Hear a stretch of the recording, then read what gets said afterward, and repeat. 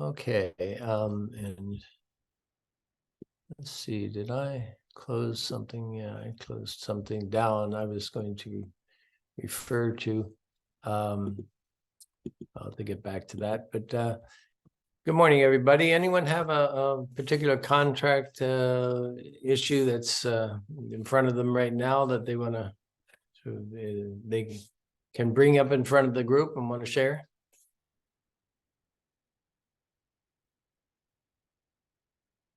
Okay, I'll go on with my agenda then. We have a listing. We represent a seller on a property that has multiple different types of property on it, different type of buildings. It has a single family home, a manufactured home, and a mobile home. So, and it has all were kind of, they called it legal non-conforming.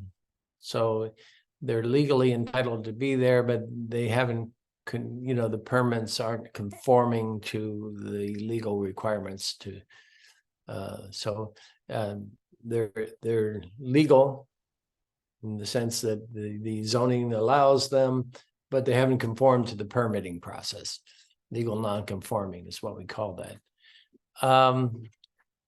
And so the buyer has investigated because it involves a mobile home, the state's partially involved as well as the county.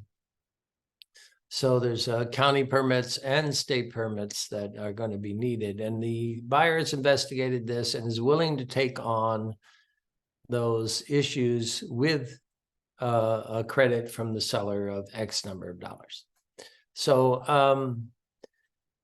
this is good. And to do that,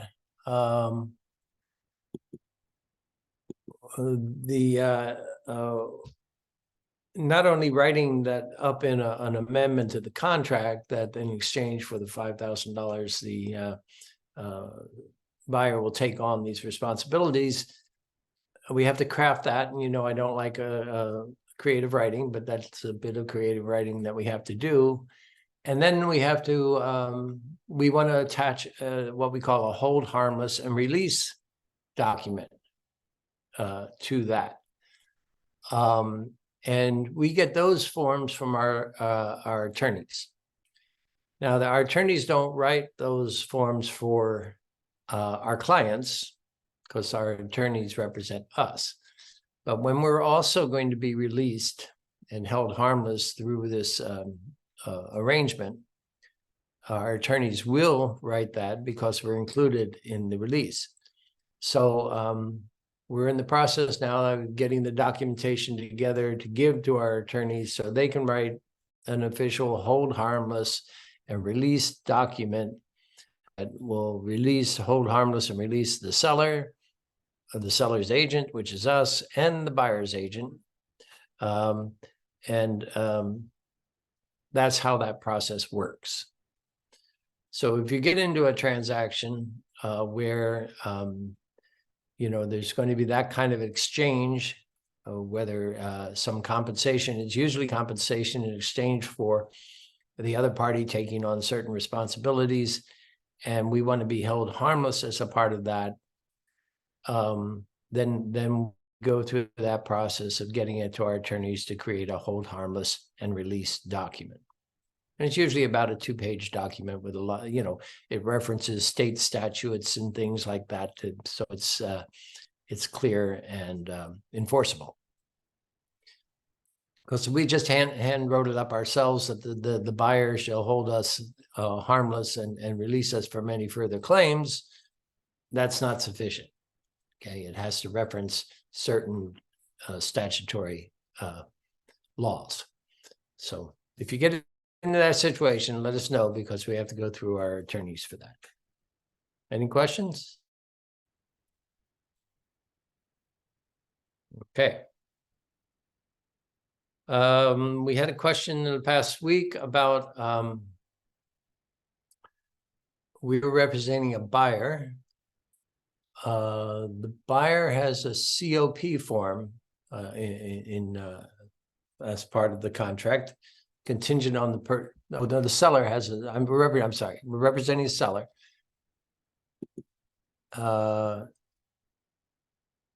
The seller has no, I guess it's not a COP, it's a contingent on the sale, COS form. We're representing a buyer who has a contingent on the sale of property. Attachment, CSO. And now the buyer has to go through their other, the contract calls for the buyer to go through their other contingencies while they're selling the property. So they have their inspection contingencies, which they'd already completed and removed. And then they have their loan contingency because they're getting a loan on the property.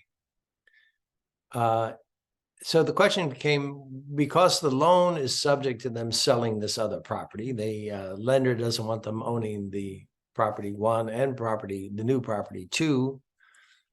So the loan is really subject to them getting that property sold. The question became up, well, can they release their loan contingency and just rely upon the COS form to give them a final protection in the event they can't sell their property, that they can still cancel the contract? And the short answer is yes. They could, if the lender, the underwriter and the lender gives us an okay to remove the loan contingency, even though it's subject to the COS, the COS is still out there and effective. So the alternative would be to, if that made the buyer nervous, to remove that loan contingency, then you would need to negotiate an extension that conformed to the COS. In this case, the loan contingency came up sooner than the contingent on sale of properties, buyer's property form. So, but so the decision, the lender gave the buyer and the buyer's agent, our agent, a green light to remove the loan contingency. So that was done. They still have the contingency that is subject to the sale of their existing property. Okay. Any questions on that process? Okay. We had multiple offers on a property, which is a good thing, come up this past week. Let's see, go here. And, oh, that's not the form I want, but we'll do this form. We're sharing the listing. And so this is a form that the additional broker acknowledgement and addendum. So we would say here that, you know, compensation breakdown, equity and jointly spared responsibility, equally and shared joint responsibilities for the listing agreement. And if we want to get into more detail than this, the broker risk management has a form that says shared listings. If you look it up in the broker risk management website, and it says, it spells out a little more clearly what each agent's going to do for that transaction. You know, whose sign is going to be up and whose name is on the sign. Who's going to put it in multiple listing as a primary agent, who's going to be the co-agent. There's a number of factors, you know, that are spelled out in that broker risk management form. So if you're sharing a listing with someone, either in the company or outside the company with another brokerage, check that form out because it's a helpful resource. Or give me a call and we can go over it together. Okay. Gary, does that form cover commission splits as well? Yes, it wasn't yes, gonna- how the commission is going to be split, because Perfect. they don't have to be split equally. Yeah. Yeah, if it was So, 60-40, that's right. 70-30, something like that. Yeah. Cool. Yep, exactly. And even this other form has that down. I think this you would use, I think you would use both. You could use this form. See, this says compensation breakdown right here, 1A. And you would put in 60-40 or 65-35 or 70-30, whatever, 50-50, whatever it is. Oh, that's Okay. funny. A lot of times for Heather and I, we'll get an email from title saying, "What's your split?" Yeah. Yeah. Yeah, and that can be provided to title, so it's clear. Yeah. Good question, and it's good to have it spelled out. I know Bernadette, you're going to be sharing a listing with Elizabeth, so look up that form and spell out the details so that you each know what you're doing and who's going to be on the sign, if there's a sign on the property, and so forth and so on. Thank you. Sure. So back to, let's see, let's go back to another form here. I was going to cover the multiple offer.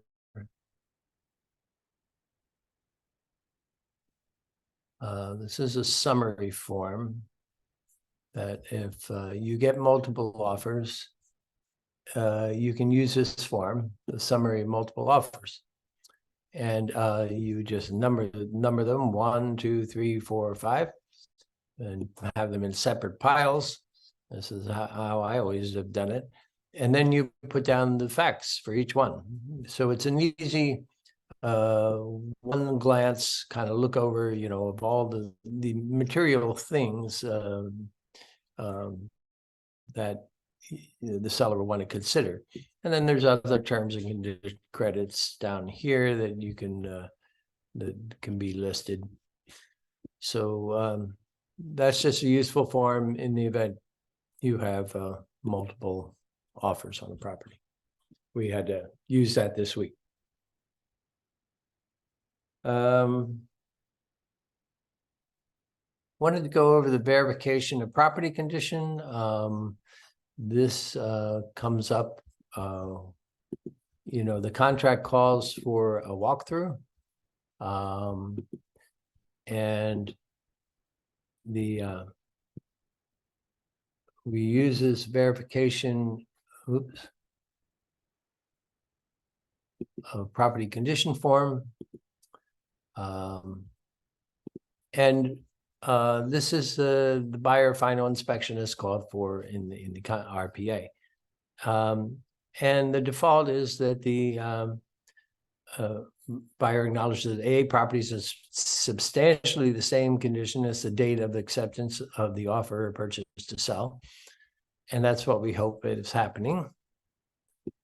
If there are discrepancies in that, then this 2B would apply, and you would list the following exceptions. The door is off the hinges, window screen is missing, whatever happened while the seller was moving out, and they broke a pipe, what might have happened. We had one of the more difficult ones we had one time. Seller had turned off the landscaping to the property, and the lawn didn't get water for 30 days, and the lawn had died. So that wasn't the condition of the property when the buyer bought it, and that's what they're entitled to get. So this is not as it says, the purpose of this inspection is to satisfy the buyer regarding the condition of the property. It's this, and B1B says, unless otherwise agreed, buyer and seller understand and agree that a final inspection is not a contingency of the agreement. The verification of the property or its waiver is not intended in any way to alter the contractual obligations of the seller regarding the condition of the property. So we'll often hear that a buyer wants to hold up closing because they found something at the property during the final walkthrough. Well, this is not a contingency. The seller's may be liable to, make a repair after the closing, but the buyer's not entitled to delay the closing without an agreement with the seller. And then if your buyer isn't going to do an inspection, you would check number 3 here. Buyer waives the right to conduct a final verification of property condition.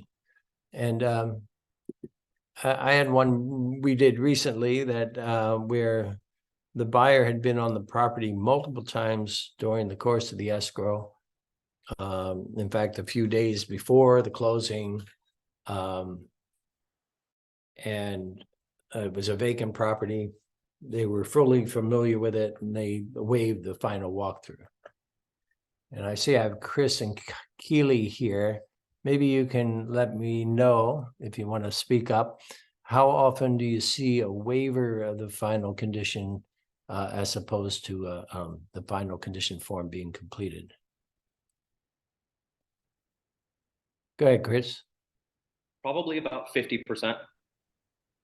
Okay, yeah. So 50% of the time we're seeing our buyers waive that final walkthrough because, yeah. And Keely, is that about the same for you?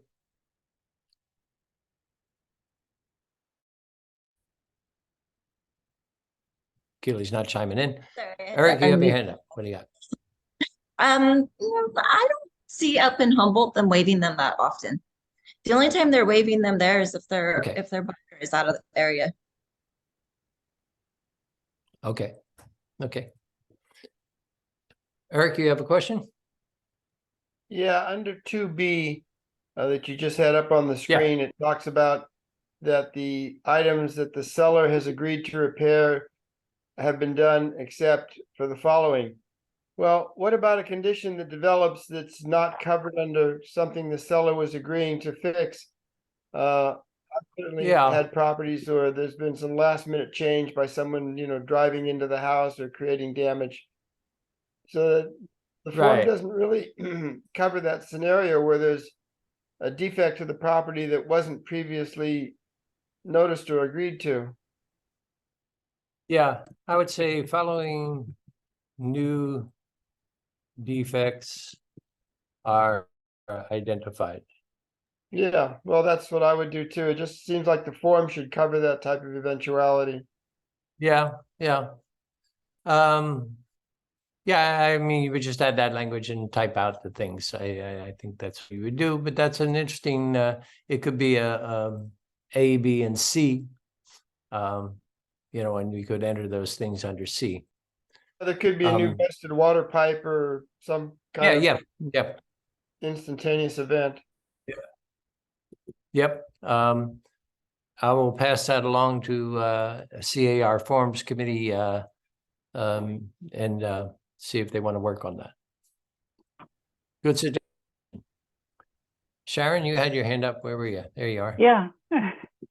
My question is, what do you do in a situation where the buyer has waited until the closing day to do a walkthrough, and then they're demanding, either fixes or removal of various things? And they want it that day because it's the closing. All right, we've had that situation. Who wants to share what you do then? Rob? Sorry, I got distracted by my phone. What was the question? Okay, sorry, I didn't mean to call on you in class. But Sharon's describing a situation where the buyer does their walkthrough on the very last day and then is demanding that the seller make certain repairs and blah, blah, blah, blah that day. What all do you do? You educate your buyer so you don't come across that at the finish line. But really what I would do is talk to them about delaying the close of escrow if it's a pertinent item. Yeah. I don't think I made it clearly. We're representing the seller. Oh, the seller, okay. Yeah, and this is the buyer's agent doing the final walkthrough for the buyer. on the closing day. I was just, Had it they was, already Well, signed the remember- final documents? yeah. So, Yeah, Question. so they're not in a position really to hold up the closing if they sign the documents. And you know, you point out that you know, first of all, you communicate. You give the list of, you know, you give the form with the items spelled out on it to your seller and say, you know, what do you want to do about these? And he says, well, I'll get them fixed today, you know, and that might be the short answer. And he says, no, I can't get anyone over there till next week. You know, and then you have to go back and negotiate with the buyer and say, hey, sorry, the seller will do it, but they can't get anyone out there till next week. You know, that's when we got to kind of use our negotiating skills to kind of get over that hump of, you know, a final disagreement Right. about the condition of the property. okay, thank you. Yeah, did that clarify it enough? Yeah, it does. Okay, yeah. All right, thank Yeah, it's negotiable. I mean, clearly the form says it's not a contingency, so they, you know, they can, if they fail to close, you know, if they tell the title company, don't close because I don't have these things, then you go on to the next step of what does the seller do then, you know, demand closing, you know, and there's a process around that too. Eric, do you have a comment? Yeah, it seems, based on my understanding of those several clauses, there seems to be a conflict. The final walkthrough inspection is not a contingency, correct? Correct. But Mhm. in the Says contract, it states that the property to be delivered in the previous condition as initially seen. So if Correct. there's a gigantic water leak that appears to be somewhat spontaneous that happens on the last day, and the buyer says, "Well, I'm not going to close escrow because, you know, there's a problem with the property." On the one hand, it's not a condition, and on the other hand, it is. Yep. Yep. Let's get used to it, huh? Yeah, I mean, it's nothing that this form is going to solve. We're just going to have to, you know, we're problem solvers. So, you know, we're going to have to help the parties solve the problem. I mean, if it's just something like a water leak and the water's flowing out in the street, that's an emergency and someone's going to have to get out there and fix it. Even if the buyer, you know, takes it upon themselves. Let's say the seller's in the at the North Pole a trip and can't be accessed. So you don't know what the seller's going to do. So the buyer's going to have to close and take care of the problem himself and then bill the seller after the fact. You know, you just have to deal with the circumstances that present themselves to you. Does that make sense? Yeah, thank you. Somewhat, yes. Okay. You would solve it, Eric. I know you would. Yeah, but I'm just trying Um, to figure out technically how you would do it. You'd probably try to get an extension of close of escrow. Yeah, that's what you start with. But let's say your seller is not, you know, you can't reach the seller. The seller's already signed documents. They're away, you know, and you can't reach them to solve the problem. The buyer's gonna have to take it into their own hands if it's that kind of a problem. Well, it seems like the buyer would call escrow and say, hold up the close, because we've got a problem. Yeah, but you know, they don't want to see the property deteriorate either, you know, so there's a running leak there and there's no one to fix it. And I were the buyer, I'd say, okay, well, I'll get it fixed. But you know, seller's going to pay for it. We had a deal like that recently where let's see, a bill came for our buyer closed on the property.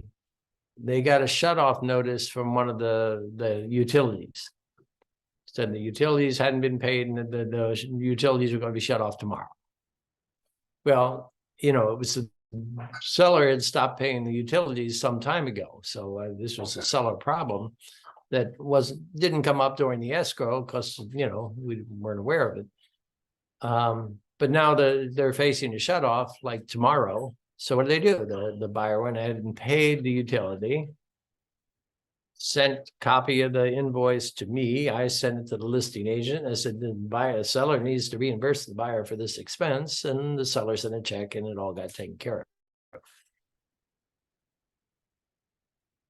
So sometimes you do what you got to do, I guess, is what you do. Let me see. Oh, the last thing I wanted to cover, and Heather's in a board meeting today, so we won't have a tech training. The last item was negotiating new terms. So this is a situation where we're representing the seller. The buyer had a condition in their contract, their purchase offer, where they had 2 properties to sell in Arizona, and in order to buy the property here that we were representing the seller. Well, it turns out the market in Arizona isn't so good, and so the properties aren't selling. So the buyer decided to change gears and said, okay, I can get a bridge loan. And then I won't have it subject to closing those properties. I'll close them later and pay off the bridge loan.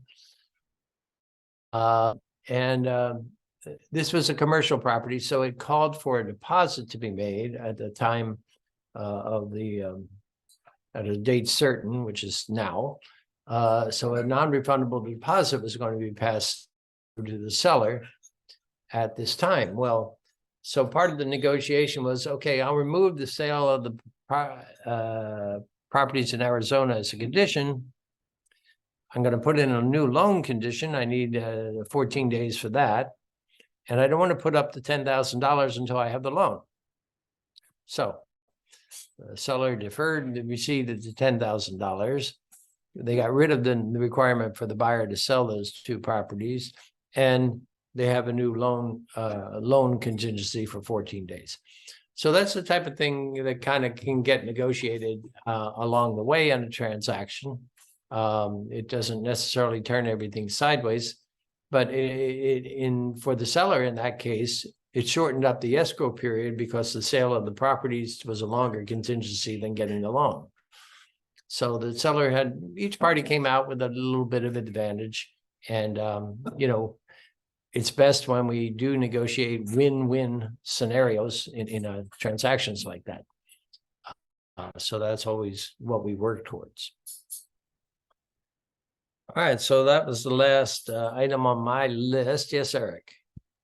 In a situation that you were just describing where the buyer changes the financing package, do you not need the seller's approval for a contractual change?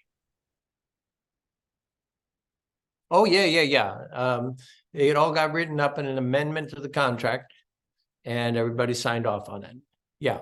Because buyer and seller. in that scenario, if the buyer had a backup offer if the seller had a backup offer that was substantially better, that could be a precarious situation. For the buyer, for sure. Yeah, there was no backup in this situation, so it was a arm's length and favorable negotiation. Yeah, it was a win-win for both parties. But yeah, we've had situations. I remember years ago where the seller had a backup offer that was better than the primary offer. So they were doing everything they could to get the primary buyer out of the way to cancel and move in their backup buyer. Well, it became where the parties have a duty of fair and honest dealing with each other. And the buyer has, the right to fair treatment. And the seller was kind of getting borderline about being fair for, responding to the buyer's requests. So they wanted an extension for due days, was that reasonable or not? So it became an issue. We had to actually get lawyers involved and all because the seller was, being kind of very difficult about cooperating with the existing buyer because they didn't want them to buy the property. So those things come up. All right, we have a short session today because Heather's in our board meeting, And unless anybody's got other questions, we'll let you go get back to what you were doing. Sell property. Okay, well, great. Have a good weekend, everybody, and Thank you. we'll talk to you later on. Thanks, Gary. Have a Bye-bye. good weekend. Great, thanks. You too, Rob. Righto.